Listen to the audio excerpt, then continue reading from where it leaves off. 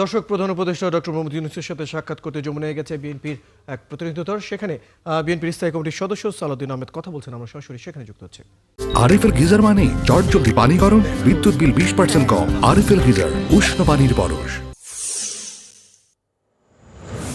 তফসিল ঘোষিত হয়েছে 10 তারিখ। তারপরের দিনেই বাংলাদেশে একজন সম্ভাব্য জাতীয় সংসদ সদস্য হিসেবে পদপ্রার্থীর উপরে প্রাণ বিনাশী হামলা হলো এবং হামলার ধরন দেখে বোঝা যায় এটা একটা পেশাদার প্রফেশনাল খুনির কাজ। এখন ওসমান হাদি জীবন মৃত্যুর সন্ধিক্ষণে আছে, মৃত্যুর সাথে পাঞ্জা লড়ছে। রব্বুল আলামিনের কাছে আমরা প্রার্থনা করি যেন তিনি তাকে জীবিত রাখেন, বাঁচিয়ে রাখেন, সুস্থতা দেন। এই প্রেক্ষিতে আমাদের আলোচনা হলো আমরা ফ্যাসিবাদ বিরোধী জাতীয় ঐক্য অটুট রাখবো, সুদৃঢ় করব।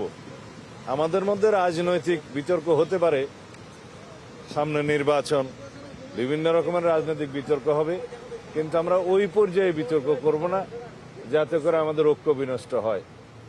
আমাদের চেতনা হচ্ছে জুলাই 2024-এর ছাত্র গণ অভ্যুত্থানের চেতনা, প্রত্যাশা, জন আকাঙ্ক্ষা, এইটাকে আমরা ঊর্ধ্বে তুলে ধরব এবং জাতীয় ঐক্য হিসেবে আমরা ফ্যাসিবাদ বিরোধী জাতীয় ঐক্যকে অটুট রাখব।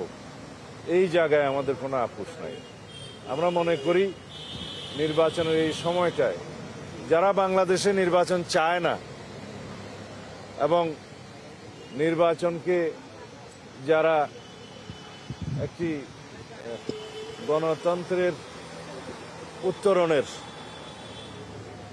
পথ হিসাবে দেখতে চায় না, শক্তিশালী বা রাষ্ট্র বিনির্মাণের বিপক্ষে যারা, প্রকৃতপক্ষে গণতন্ত্রের বিরুদ্ধে শক্তি, তাদেরই এই কাজ। তারা বাংলাদেশেও আছে এবং বাংলাদেশের বাইরেও আছে। পতিত ফ্যাসিবাদকে অবশ্যই আমরা এই বার্তা দিতে চাই, এই জাতীয় কোনো ধরনের হামলা করে বাংলাদেশের গণতান্ত্রিক উত্তরণকে বাধাগ্রস্ত করতে পারবে না, প্রতিহত করতে পারবে না।